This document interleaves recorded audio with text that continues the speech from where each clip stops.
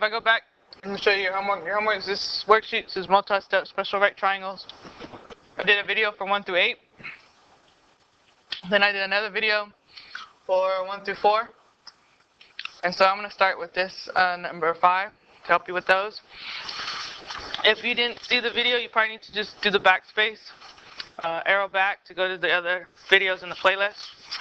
So, starting right here, the ratio of the equation is already written for you. You need to pay attention to where the variable is. We talked about this today in class.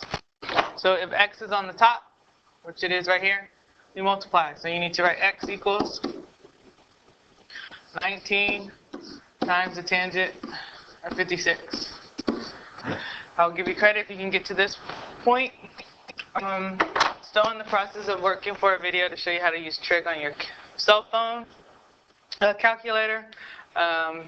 If I find that, I'll post that again. So you have your TI Inspire 83. You're still going to pretty much type in 19 times and then go to your trig function. We're doing tangent 56. So we're going to write our answers to the nearest tenth. So x here would be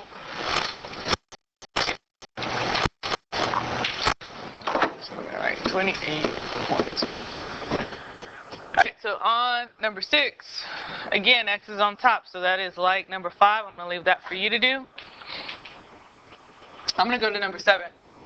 Number 7 now, the variable x is on the bottom. When it's on the bottom, we're going to divide, but the shortcut that I showed you is basically we're going to switch these two around. So I'm now going to put x to the left and then do 16 divided by, and then the sin of 14 degrees on the bottom. Go to the calculator. We're going to type that in. 16 divided by, go to our trig, sine of 14, and we're going to round to the nearest tenth, so we get 66.1.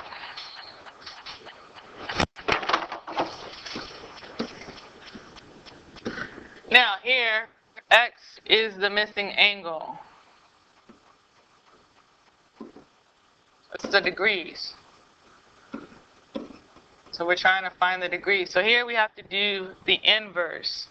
So we would write tangent inverse, that's that -1, in parentheses 18 over 95.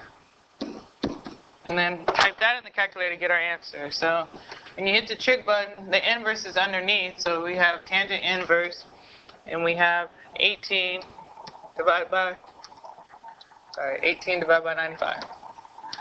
And we're going to round to the nearest whole because they said if it's an angle measurement, you're going to round to the nearest whole number. So this would be 11 degrees. Alright, so on the first 4, the equation or proportion is already written for you. Now in this next section, you have to write it. And the steps that you have in your booklet, and I would follow those, is first identify the angle, circle that. Label the parts in relationship to the angle. We have opposite, which is a 14, because I look across, there's a 14, and x is the adjacent.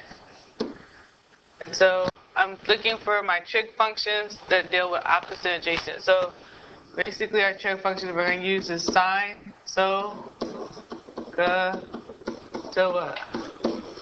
Alright, anything with the a and an o, that's tangent. So 9, you would write the tangent of 28 equals the opposite over x the adjacent. This is like number 7 because x is at the bottom. So we're going to switch them. X is equal to 14 divided by the tangent of 28. And this is why you need your calculator. So we can go to 14. Oops.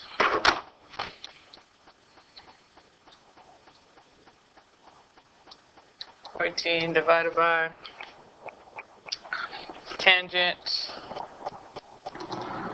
of 28 degrees, and we get 26.3. So x is 26.3. Alright, now on 10, our angle is our x. We're still going to do what we normally do, start with circling, identify our reference angle. Now look across, 7 is our opposite, 25 is our hypotenuse because it's opposite the right angle. So I think what trig function deals with the opposite and the hypotenuse, the O and the H. I can see right there, that's the sine. So we write the sine of x equals opposite, which is 7 over 25. But since we're trying to find the missing angle x, to get to that x, we now have to do the sine inverse, 7 over 25. So you have to type that into your calculator to get your angle. We're going to round to the nearest degree. This is similar to number 8. Okay, similar to number 8.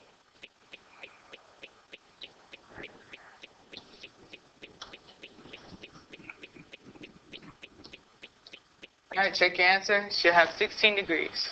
16 degrees. All right, so for 11 through 16, same thing. You gotta follow your steps that you have in your booklet. Always circle your angle. We're gonna look. We see the 20 is across here, so that it would be opposite. X is right next to the angle. That would be adjacent. And what trig function deals with opposite adjacent? If you forgot again, sine is opposite over hypotenuse. Cosine is adjacent over hypotenuse. And if you pick tangent, you're absolutely right. So opposite over adjacent would be the tangent of 61 equals opposite, which is 20 over adjacent. Again, the x is at the bottom. So we're going to switch these. So x equals 20 divided by the tangent. That's 61. Got to put that in the calculator, get your answer round to the nearest 10. Alright, so on 12, x is the angle. We still have opposite again and adjacent. But because we're finding the angle, this is when we find the inverse. So x is the inverse of the tangent, opposite or adjacent, which is 21 over 20. And we put that in the calculator as well.